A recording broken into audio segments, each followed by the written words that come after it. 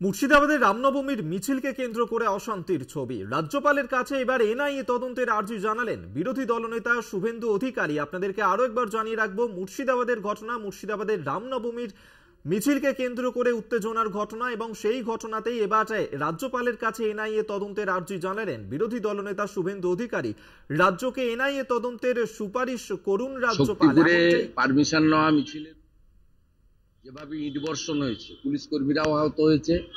শক্তিপুরে permission নেওয়া মিছিলের উপরে যেভাবে ইট বর্ষণ হয়েছে, পুলিশ কর্মীরাও আহত হয়েছে। প্রায় 20 জনের বেশি আহত, মাইনর সহ, সবাই দেখছে। কালকে রাত্রে এগরাতেও পূর্ব মেদিনীপুরে রামনবমীর মিছিলের উপরে আক্রমণ করা হয়েছে।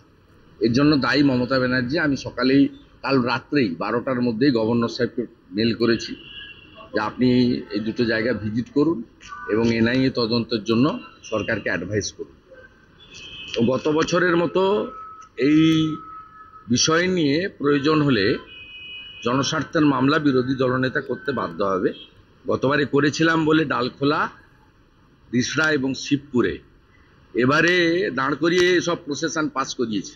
আর এটাতে কোনো সম্প্রদায়ের লোক যুক্ত আমি বলছি না, কমপ্লিটলি তৃণমূলের গুন্ডা ক্রিমিনালরা।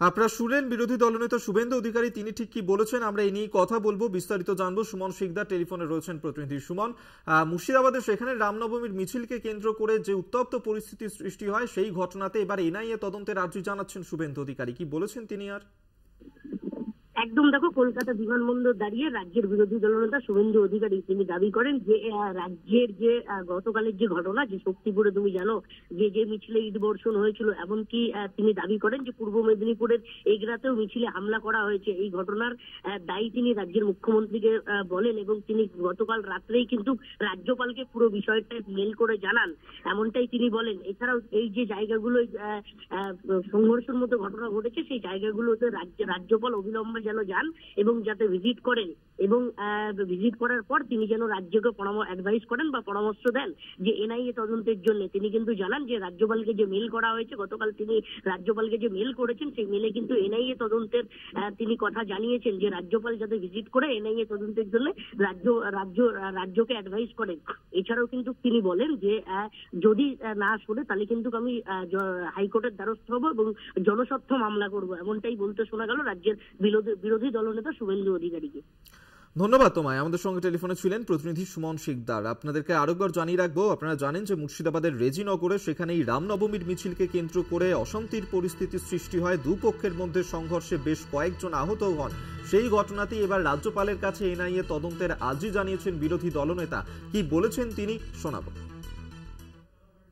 এবং শক্তিপুরে পারমিশন নেওয়া মিছিলের উপরে যেভাবে ইট বর্ষণ হয়েছে, পুলিশ কর্মীরাও আহত হয়েছে। প্রায় 20 জনের বেশি আহত, মাইনর সহ, সবাই দেখছে। কালকে রাত্রে এগরাতেও পূর্ব মেদিনীপুরে রামনবমীর মিছিলের উপরে আক্রমণ করা হয়েছে। এর জন্য দায়ী মমতা ব্যানার্জি। আমি সকালেই, কাল রাত্রেই 12টার মধ্যেই গভর্নর সাহেবকে মেল করেছি যে আপনি এই দুটো জায়গা ভিজিট করুন এবং এনআইএ তদন্তের জন্য সরকারকে অ্যাডভাইস করুন। তো গত বছরের মতো এই বিষয় নিয়ে প্রয়োজন হলে জনস্বার্থের মামলা বিরোধী দলনেতা করতে বাধ্য হবে। গতবারে করেছিলাম বলে ডালখোলা। আপনারা শুনলেন শুভেন্দু অধিকারী, তিনি কি বলেছেন আমরা এই নিয়ে কথা বলবো। তৃণমূল মুখপাত্র শান্তনু সেন এই মুহূর্তে আমাদের সঙ্গে টেলিফোনে রয়েছেন। শান্তনু বাবু, মুর্শিদাবাদের রেজিনগরে রামনবমীর মিছিলকে কেন্দ্র করে যে উত্তেজনা ছড়ায়, সেই ঘটনাতেই এবার শুভেন্দু অধিকারী রাজ্যপালের কাছে এনআইএ তদন্তের আর্জি জানিয়েছেন। কি বলবেন? দেখুন, মহামান্য আদালতের রায় ছিল যে রামনবমীতে 200 জনের বেশি নিয়ে মিছিল করা যাবে না এবং অস্ত্র নিয়ে মিছিল করা যাবে না।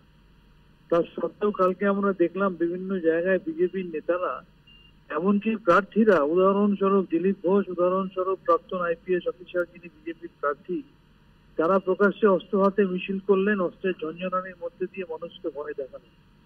এনআইএ তদন্তের কথা বলা হচ্ছে। কিছুদিন আগেই আমরা মেদিনীপুরের ভূপতিনগরের ঘটনায় পরিষ্কার তথ্য দিয়ে প্রমাণ দিয়েছিলাম যে এনআইএর অফিসাররা বিজেপির নেতা জিতেন্দ্র তিওয়ারির সাথে মিটিং করার পরে পরবর্তী পদক্ষেপ গ্রহণ করেছে। সুতরাং তারা যে পক্ষপাত দুষ্ট এবং তারা যে বিজেপির কথায় চলে, সেটা আমরা তথ্য দিয়ে প্রমাণ করেছিলাম। তারা কখনোই নিরপেক্ষ কোনো তদন্ত করতে পারে না। আর সামগ্রিকভাবে সারা বাংলায় শান্তিপূর্ণভাবে রামনবমী পালিত হয়েছে, তার কৃতিত্ব রাজ্য সরকারের। বিক্ষিপ্ত যে ঘটনা ঘটেছে সেই ঘটনার দায় ভারতীয় জনতা পার্টি। ধন্যবাদ আপনাকে। তৃণমূল মুখপাত্র শান্তনু সেন আমাদের সঙ্গে টেলিফোনে ছিলেন। আপনাদেরকে আরেকবার জানিয়ে রাখবো, মুর্শিদাবাদের রামনবমীর মিছিলকে কেন্দ্র করেই যে অশান্তির সৃষ্টি হয় সেই ঘটনাতেই এবার বিরোধী দলনেতা শুভেন্দু অধিকারী তিনি আর্জি জানিয়েছেন রাজ্যপালের কাছে যাতে এনআইএ তদন্ত করা হয়, সেই সুপারিশই জানিয়েছেন তিনি ইমেল করে রাজ্যপালকে।